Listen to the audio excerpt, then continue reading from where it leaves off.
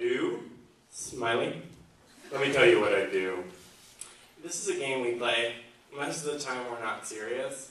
Like, there are different ways it could go. The first is we basically make fun of people who have I am sex by inventing our own ridiculous, scornographic dialogue. I want you to lick my clavicle. I am licking your clavicle. Ooh, my clavicle feels so good. Naughty. Naughty clavicle. Whoa. Other times we go for the romance novel approach. Porn. Thrust your fierce, quavering man pull at me, you stud.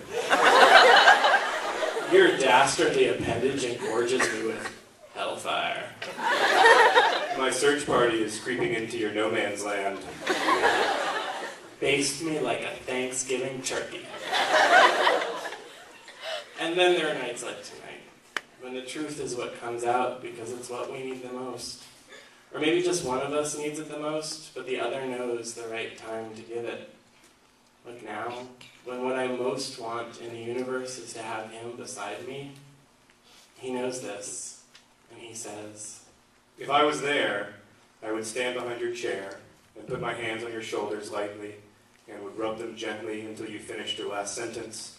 And then I would lean forward and trace my hands down your arms, curve my neck into yours, and let you turn into me and rest there for a while. Just rest. And when you were ready, I'd kiss you once and lift myself away, sit back on your bed and wait for you there, just so that we could lie there, and you could hold me, and I could hold you. And it would be so peaceful, completely peaceful, like the feeling of sleep, but being awake in it together. that would be so wonderful. I know, I would love it too. I can't imagine us saying these things to each other out loud, but even if I can't imagine hearing these words, I can imagine living them. I don't even picture it. Instead, I'm in it. How it would feel with him here, that peace. It would be so happy, and it makes me so sad because it only exists in words. Early on, Isaac let me know that he always finds pauses awkward. If too much time went by without me responding, he'd think I was typing something else in another window, or had left the computer, or was IMing 12 other boys besides him, because I'm so in demand. And I had to admit that I felt the same fears. So now we do this thing whenever we're pausing. We just type, I'm here, I'm here, I'm here, I'm here.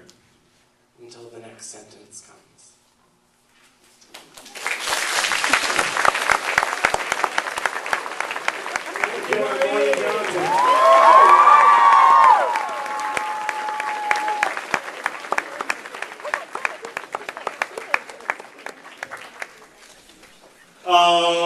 We're going to take some of your questions. Make them good. All right. It's fine. You can just shout it out, and it'll be fine. We'll repeat it back. You have to raise your hand. Let's do it. Okay, this is my half. This is that's my John's half. All right, so. Okay. Maureen will come gets to to you be with Oprah. the mic because she wants to be Oprah. Okay. All right, so usually there's like a minute pause before somebody wants to raise their hand. We're now on the 48th second of that pause. There! All right, start on your side. Closer, Maureen. I'll just shout really loud. Okay, we're all set. No, it's not working. Okay, so I was reading Grayson. I could tell just by the way the chapters were laid out who was writing which because it reminded me of your styles.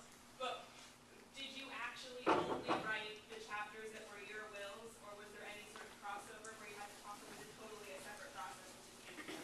The question is, did we actually only write our chapters? Like I wrote the odd number chapters, David wrote the even number chapters, or was there a crossover? That pretty much I wrote the odd number chapters and David wrote the even number chapters, and there wasn't much crossover in terms of the writing of sentences, but certainly we spent more than a year in revision with this book with our editor, who's in the back, I think. I hear her baby. Right, she might be sitting there. Oh, she is there now. Julie Strauss-Gable. And I didn't need to talk over your applause, Julie, I'm sorry. And during that time, I think we definitely talked to each other a lot, but we still never really wrote for each other much. Right. The only exception is the very last two chapters. We decided we had to shift around events a Yeah. lot. And so I think a lot of my stuff ended up in John's chapter and in his and mine. But that was all dialogue. It wasn't actual description. Yeah, 19 and 20 are the two exceptions. All right, my half. Thank you. I know this is a question that can be answered by Google, but what's a clavicle? Yeah. Right? Is there a doctor in the house? Am I right? Lower? Okay, it's your collarbone. I thought that was my collarbone. It sort of is, but I guess we're getting into shoulder territory. No, I don't know. Okay. Yes.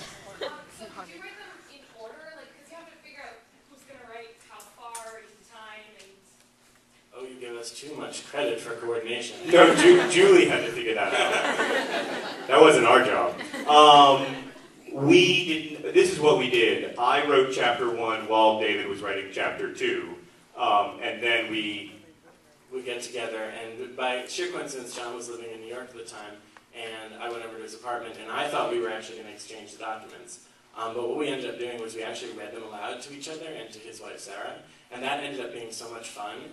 And it also was great because we didn't actually take each other's chapters with us, so that we knew what the other was doing and we could vaguely remember it, but we didn't actually have it in front of us to consult as we wrote, which was great. And so basically we kept doing this until we got to the cross of the X. Could you explain what an X is again, please? Thank you. About there. When we got to about there, then we actually had to do it sequentially because obviously when our two characters were in the same place at the same time, we had to balance it out. But then when they separated again, we went back to writing parallel. And I mean, we really never saw each other's text until very late in the game. Yeah. All right, I said yes, all the way in the back. So, I'm just... I like your shirt. Thank you! Everyone can say this is what all the nerd fitters are wondering. Who the F is Hank?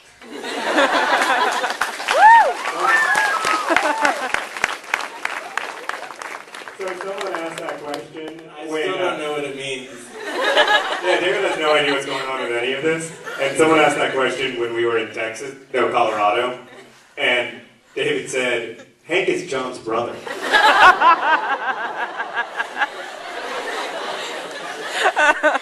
I'm going to explain it to you. It's not going to take long. In the early days of Brotherhood 2.0, when my brother and I started making video blogs back and forth to each other, I would talk to him because the videos are made for him. But then I am grateful that you guys watch them, those of you who do watch them. And so I would always say, Hank, I went to the store. Or, Hank, I think Catcher in the Rye is a good book, or whatever I was saying. And people in comments would always say, who the F is Hank? Because they had no idea what was going on and that it was a conversation. And so we began to answer this question with increasingly ridiculous answers. I guess I would say, what Hank wants to be most in the world is a corn dog. So that's what I'll say.